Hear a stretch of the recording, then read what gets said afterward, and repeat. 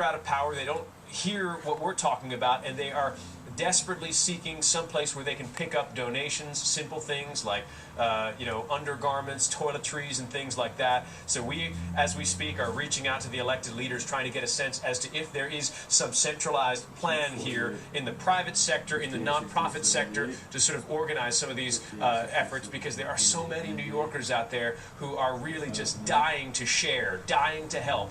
They are the privileged ones who, luckily, by some stroke of luck, did not suffer the power outages, did not suffer the cataclysmic damage that this part of Staten Island has dealt with. We're going to keep trying to put that together for people, because that's really the only way that they're going to be able to take baby steps toward normalcy in their lives. Two quick spots that we can tell people about, according to Congressman Grimm's office. The Mount Loretto Catholic Center is a place that is accepting donations and is doling out donations for folks. Also, we hear Rab's Country Lanes on, I believe, 1600 Highland Boulevard is also trying to get together some type of donation service, some kind of drop-off, pickup type service where people can get what they need. But just take a look around and you see these piles of belongings here, and people are becoming well aware that the death toll here on Staten Island has risen. At last check, I believe, and correct me if I'm wrong in the studio, that we were up to 19. And again, there still may be more people unaccounted for. Today we got the terrible news, as Erica Tarantel pointed out, here on Staten Island. Not far from here, those two little boys, a 2-year-old and a 4-year-old brothers, their bodies were recovered after being swept up in that surge. And also that father of the teenager, that father who his body was found blocks and blocks and blocks away from his home. His teenage daughter, a 13-year-old girl, she was the first confirmed fatality of this storm. And then today, really several days later, we're learning that his body has been recovered. It's tough for people to keep a يعني أبوها اللي مات بس on Staten Island. They are doing as best they can. They are desperately seeking open gas stations to try and find fuel for their generators and for their vehicles. Earlier today, I found one person who was using a siphon to try and get some fuel out of one of the vehicles that he had that was completely disabled, so that he could get it into another vehicle that he had that is able to drive. The problem with that vehicle is that it was essentially running on fumes. So people are having to be extremely resourceful. They're getting chilly. It's getting tough here on Staten Island. But I do have to tell you, we just a short time ago saw people handing out meals from a local church. I've got to tell you, some simple gesture like that is what is really keeping people together in a very difficult time here. Back to you in the studio. And Chris, that local church that delivered food, they're actually going through the floodwaters there and going home to home, or people have to go to them?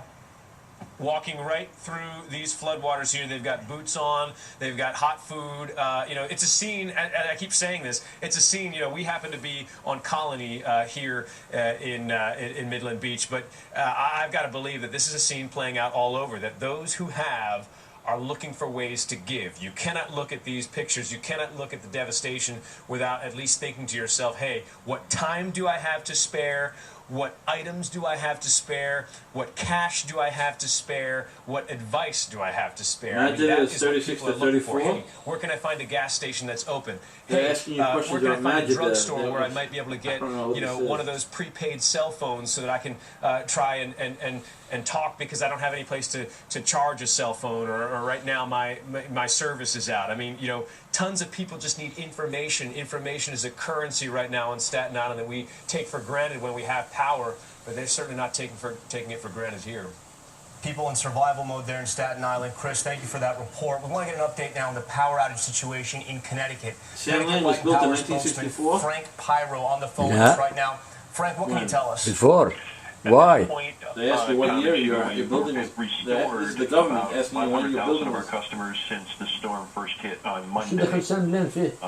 We still have another This is your social security. Everything you have in your name is on their system. Without power. So they're asking you. what the vast majority of those customers restored by Monday or 54, Tuesday 59, of next week. 64 or 69. As you may imagine, most of the devastation But you only was put along 54? the Connecticut coastline. Yeah. From New London to 59. Greenwich, there's hardly a حتى I think was 46 I think.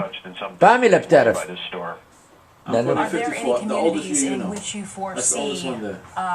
that they Okay, will not have any they ask power you these questions. beyond You Monday ready? and Tuesday. Any You harder never hit lived on areas. Perry Drive, Tough to right? predict at this point, Sheba, but it looks like No Perry Drive. some of the They more ask you a remote question. Have you ever lived? They gave you four maybe the addresses. cul-de-sacs, Fifth Street, some of these Fifth harder hit towns Avenue. will take a Fifth little bit Avenue, longer to Yeah, you restore. all these other names that you did live in, but you never lived on Perry Street. No. Okay, so Perry Street If you you never look lived at in. the Perry destruction Drive. that Imagine that you don't know